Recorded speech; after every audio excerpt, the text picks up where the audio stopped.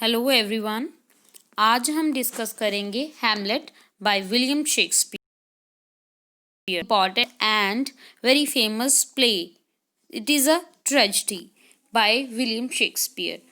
और जैसे प्ले हैं वो भी इतना नहीं पता कि कब लिखे गए हैं, इसका भी प्रॉपरली नहीं पता ये कब लिखा गया और कब पब्लिश हुआ है, और लिखा गया है ये शेक्सपियर ने।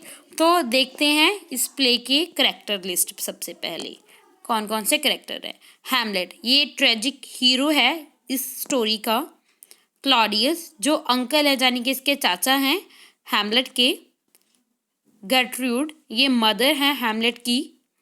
पॉलिनस ये एक कोर्टियस होता है, एक दरबारी होता है। ओफेलिया ये जो पोलोनियस ही है, इसकी बेटी होती है और ये बिलव्ड होती है हैमलेट की। ये दोनों एक दूसरे से प्यार करते हैं। ओफेलिया लेटस ये ओफेलिया का ब्रदर होता है। होरेशियो ये हैमलेट का एक लॉयल फ्रेंड होता है, गुड फ्रेंड होता है। और तो कहानी शुरू होती है एक घोस्ट, जो घोस्ट है वो घोस्ट है किंग हैमलेट, यानी कि हैमलेट के फादर का घोस्ट होता है। और ये जो स्टोरी होती है, ये स्टोरी होती है डेनमार्क में परफॉर्म। तो इसके दो फ्रेंड भी हैं, ये दो फ्रेंड के नेम है। ओके, तो देखेंगे, शुरू करते हैं हमारी स्टोरी। तो शुरू में होता क्या है, इस स्टोरी में घोस्ट दिखता है। होरेशियो को घोस्ट दिखता है, वो घोस्ट होता है किंग हैमलेट का। तो वो बताता है, घोस्ट बताता है कि मेरा जो मर्डर है वो क्लॉडियस ने किया है, यानी कि उसके ही भाई ने किया है। तो ये बात होरेशियो क्या है जी, हैमलेट को बताता है कि मुझे एक घोस्ट दिखा है और वो घोस्ट ये बातें कर रहा है। तो इसकी बात ये सुन के हैमलेट भी उस घोस्ट को मिलने जाता है। तो वो घोस्ट उसके फादर का होता है, यानी कि किंग हैमलेट का होता है। वो बताता है कैसे उसके अंकल ने, क्लॉडियस ने उसको मार दिया। एक दिन वो गार्डन में पड़ा था और उसने उसके कान में एक पॉइजन डाल दिया, जिसकी वजह से उसकी डेथ होगी। और बाद में बता दिया कि उसको सांप ने काट लिया और उसकी डेथ हो गई है।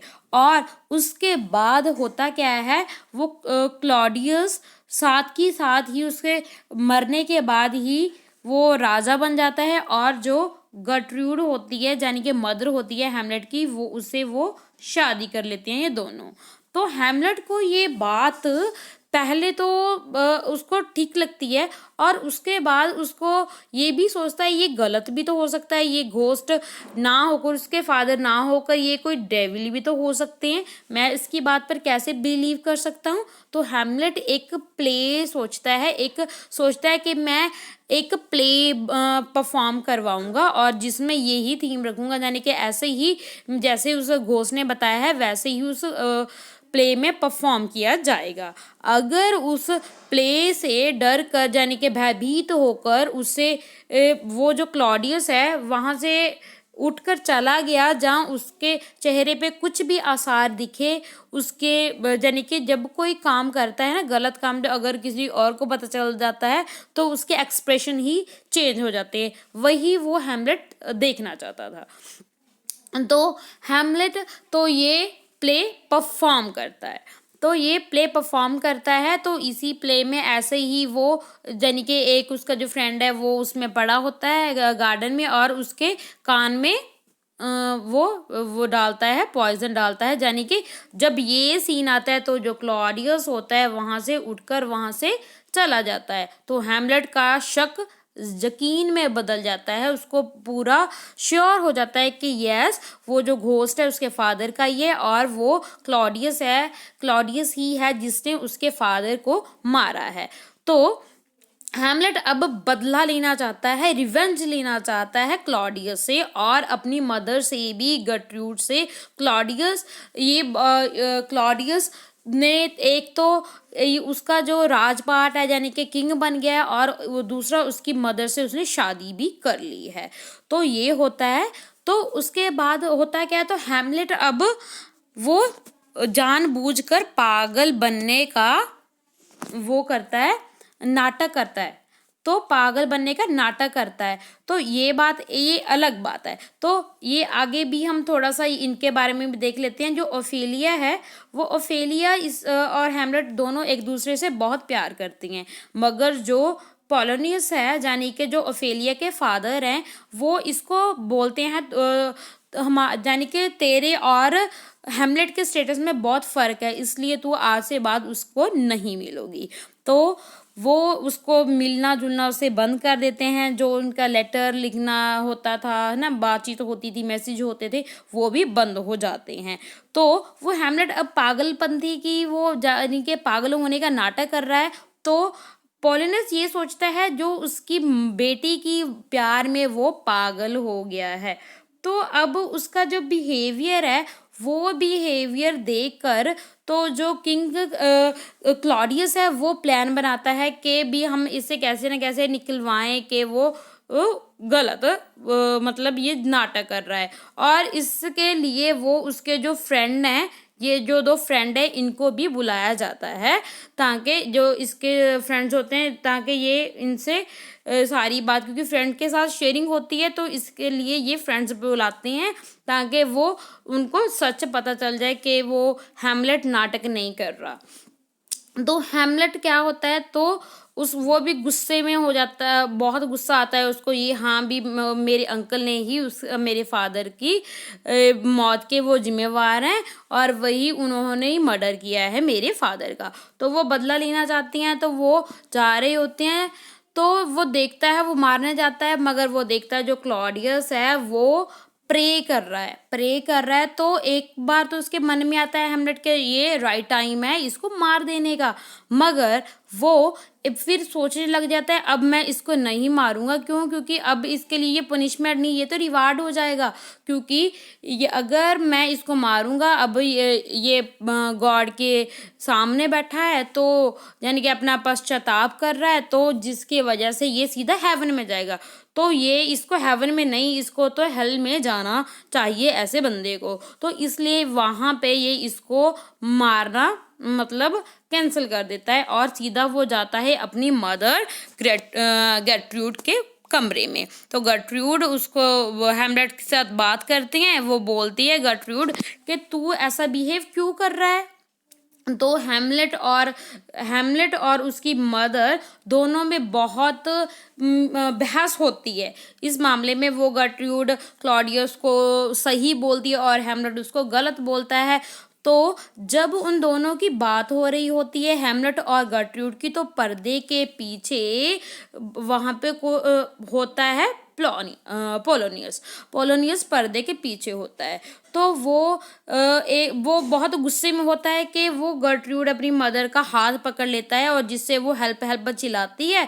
तो पर्दे के पीछे से आवाज़ आती है, तो बिना देखे हैमलेट क्या करता है, और पोलोनियस को मार देता है विदाउट एनी चेकिंग। तो वो बिना चेक करे वो पोलिनस को मार देता है, गलती से मार देता है, जिसकी वजह से इसकी खबर सुन के जो इसकी बिलव्ड है ओफेलिया, वो पागल हो जाती है।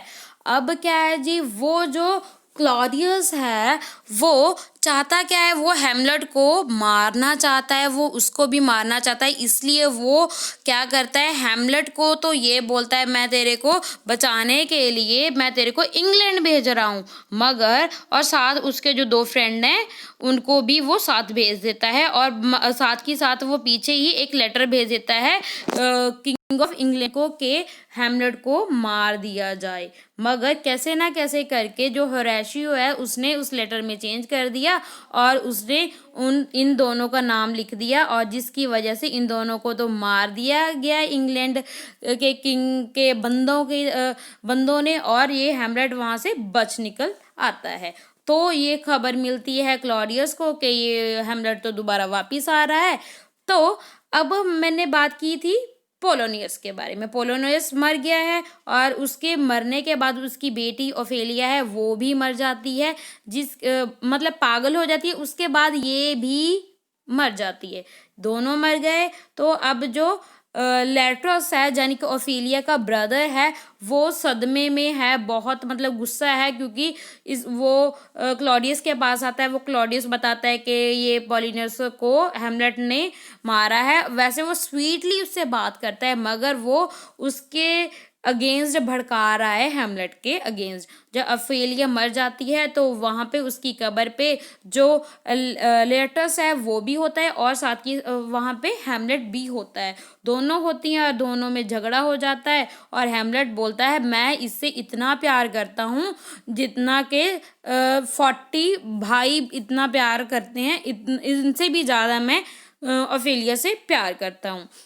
दोनों का झगड़ा हो जाता है, तो ये झगड़ा हो जाता है, उनको अलग किया जाता है। उसके बाद क्लॉडियस एक और प्लान बनाता है, क्योंकि उसका जो फर्स्ट प्लान होता है वो तो सक्सेस नहीं होता। क्यों? क्योंकि वो इंग्लैंड में वो कोई राज्य को लिखता है उसको मारने के लिए, मगर वो नहीं मार पाता। तो इसलिए वो सेकंड प्लान बनाता है, जिसमें वो चाहता है क्लॉडियस चाहता है कि हैमलेट और जो लेटस है उनमें लड़ाई हो।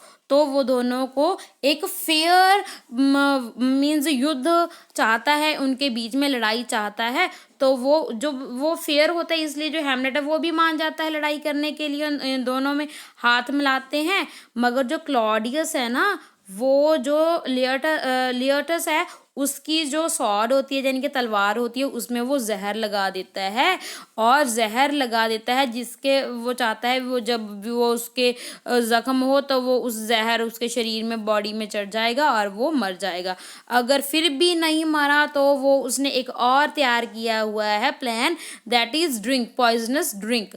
तो इस ड्रिंक वो चाहता है, अगर वो उसके बाद थक जाने के बाद वो कुछ जूस वगैरह मांगेगा, है ना, कोई ड्रिंक मांगेगा, तो इसलिए वो पॉइजन ड्रिंक पी लेगा, तो वो उसके साथ ही उसकी डेथ हो जाएगी। तो अब वो लड़ाई शुरू होती है। तो क्लॉडियस और लेटस आमनो सामने होते हैं। तो क्या है जी, तलवारें चेंज भी हो जाती हैं। क्लॉडियस और इसके लेटस की जो तलवारें हैं वो चेंज भी हो जाती हैं। वो उन दोनों का खून देखकर जो गर्ट्रूड है वो उसको प्यास लगती है, वो जो बाय मिस्टेक वो जो पॉइजनस ड्रिंक है वो पी लेती है। तो ये सब वो अब क्लॉडियस को तो ऐसा लगता है वो तो बेहोश हो रही है, मगर गर्ट्रूड कहती है कि ये तो नहीं, मैं तो मर रही हूँ, ये तो कुछ पॉइजनस था, मैं मर रही हूँ। तो ये सब देखकर जो हेमलेट है वो भड़क जाता है, और जो लेटस है वो भी सब कुछ उसको बता देता है कि जो क्लॉडियस है उसने जो अब स्वॉर्ड थी उसमें क्या ये पॉइजन लगाई थी। तो क्या है जी, वो भी मर जाता है, और हेमलेट अब इंसान ही रहता। वो क्या करता है, वही तलवार से वो क्लॉडियस को मारता है। पहले उसका मतलब बहुत बुरी तरीके से मारता है, और जो ड्रिंक बचता है और वो भी उसके मुंह में दे देता है, यानी कि उसको धक्के से पिलाता है। तो क्या होता है, ये भी मर जाता है। हेमलेट भी उस जख्म की वजह से वो भी मर जाता है। जो होरेशियो है ना, होरेशियो ये भी ना ड्रिंक पीना चाहता है ताकि भी, क्योंकि सब तो मर गए हैं ना, सब तो मर गए हैं, वही बचा है। तो जो हेमलेट बोलता है वो बोलता है तुझे नहीं मरना, तूने तो जिंदा रहना है। क्यों? क्योंकि तू ही ये सारी सच्चाई जानता है, तू ही है जो लोगों को सच बता सकता है भी सच बात क्या है, इसलिए तुझे जिंदा रहना पड़ेगा। तो क्या होता है, एट लास्ट हम देखते हैं इस स्टोरी में कि हेमलेट भी मर जाता है, क्लॉडियस की भी हेमलेट भी मर जाता है उस घाव की वजह से। क्लॉडियस को हेमलेट ने मार दिया, गर्ट्रूड ड्रिंक पीने की वजह से मर जाती है। ये बाय मिस्टेक हेमलेट ने इसको मार ही दिया था, और ये शॉक में मर जाती है। लेटस भी जख्म की वजह से मर जाता है। ये घोस्ट ही होता है, ये भी मारे गए। तो लाशें ही लाशें होती हैं पूरे स्टेज पे। ओनली वन यानी कि होरेशियो ही बचता है, और वो ही सारी स्टोरी सुनाता है इस प्ले में। तो आई थिंक आपको ये नरेशन अच्छा लगा होगा, सब कुछ समझ में आया होगा। अगर आपको कोई प्रॉब्लम है तो आप कमेंट सेक्शन में बता सकते हो। Thank you and have a nice day.